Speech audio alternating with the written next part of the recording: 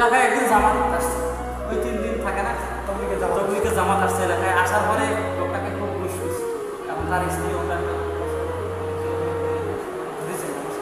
সমর্থন দিয়েছে, খুব সমস্যা আছে, আমি খুব সমস্যা, খুব জ্বালা লাগতো। তা যাই হোক সেটা গোলা বাবা করে খুব সুন্দর করে জামাতে ধরে গেছে 3 দিন। বাড়ি থেকে আসার পরে নুন হলেও আলহামদুলিল্লাহ সুবহানাল্লাহ, কোনো মারপিটার কোনো কিছু না। ওই জামাতে যাওয়ার পরে একদিন ওই ব্যক্তির কাছে ঘাড়ে চাপ করছে, দায়িত্ব পরামর্শ করার পরে পাঠ করার দায়িত্ব করছে, নুন দিছে একেবারে খারাপ হয়েছে। সবাইকে আলহামদুলিল্লাহ সুবহানাল্লাহ, কেউ বলে না যে খারাপ হয়েছে, বলবে না, চলিও নাই তো কেউ বলবে না। ওই ব্যক্তি যখন ভাতটা খাইছে সবার পরে দেওয়া যায় না, তারা কি কষ্ট করে খাইছে।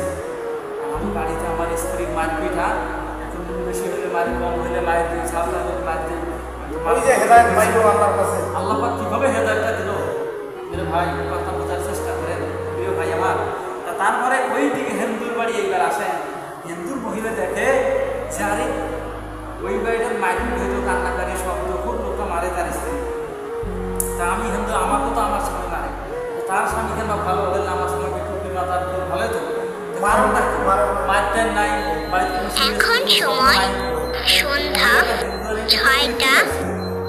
এখন গেছে ওই বাড়িটায়, আমরা তো হিন্দু মানুষ, আমরা তো মুসলমান, তোমার স্বামী তো আগে খুব জ্বালা যন্ত্রণা, মায়ের পিট করতো, কান্নাকাটি, অনেক সমস্যা বাবিজি করছে, আমি শুনছি। এখন ভালো হইলো কারণটা কি? আমরা তো দিদি, আমরা তো মুসলমান, তোমরা তো হিন্দু, আমাদের হুজুরেরা মসজিদে আছে, জামাতের একটা ব্যবস্থা আছে, আমার স্বামীকে পাঠাইছিলাম নিয়ে যাও, ওখান থেকে পরিবর্তন। এখানে অনেক ইতিহাস আছে। তো তোমরা তো ইসলাম ধর্ম গ্রহণ করা নাই, মুসলমান হও নাই, তোমরা যদি মুসলমান হও দেখো তোমার স্বামী বুঝাইতে পারো, কিন্তু তুমি তাহলে কিন্তু চেঞ্জ হবে অবশ্যই ইনশাআল্লাহ। ভাই বিশ্বাস করবেন বাস্তব কথা, এই মেয়েটা হিন্দু অনেকে খুব বুঝে স্বামী, মুসলমান তো অনেক। আচ্ছা একটা কথা বলি,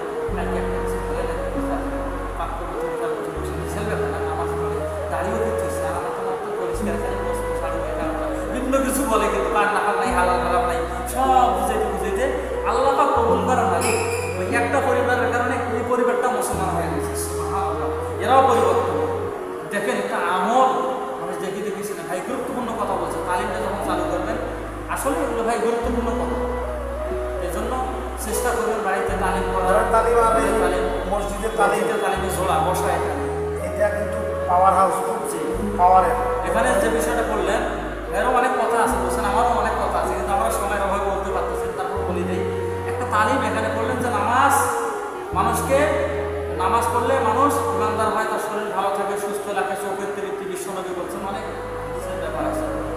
এই কথাটা যখন আপনি এখানে জানলেন, বাড়ির মধ্যে যখন তালিম করবেন, আপনার স্ত্রী জানবে, ছেলে জানবে, তখন দিনই জজবাটা আস্তে আস্তে বাড়তে থাকবে। নামাজের দিকে একটা স্পিরিট নামাজ না, সে অটোমেটিক তার আগ্রহ বেড়ে যাবে, কারণ তালিমের কারণে। এই জন্য ব্যাটারি চার্জ, চার্জ একবার ব্যাটারি চার্জের হচ্ছে তালিম করলে তো ব্যাটারি চার্জ, গাড়িটা যখন কারেন্ট লাগাতে। এটা আপনি আলি চাচা এরকম একটা নেই, সব প্রতি সপ্তাহে রংপুর যায়, মার কাছে যায়, যে মার কাছে মাসে 3 দিন যায়, না 3 মাসে 40 দিন। প্রতি বৃহস্পতিবারে সব পূজারি হয়। হ্যাঁ, ওই এটা নিয়ম হচ্ছে কি, প্রতি বৃহস্পতিবারে যাওয়া হবে, সারা রাত থাকি, শুক্রবার চলে আসবে। ওটা মনে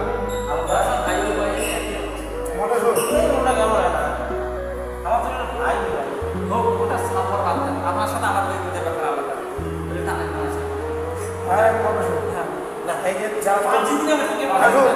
তারা যারা তবলিগ করে, বৃহস্পতিবারে সন্ধ্যায় একটা গাড়ি নিয়ে চলে যাবো মার কাছে, যাইয়া ওঠে না সারা রাত শরীর করে, মানে নফল নামাজ এবারও, তারপরে যেগুলো কিতাবের তালিম, তারপরে কিছু বয়ান হয়, এইটা শোনার পরে এটি কিন্তু চার্জ দুর্বল হয় না, চার্জ সারা রাত।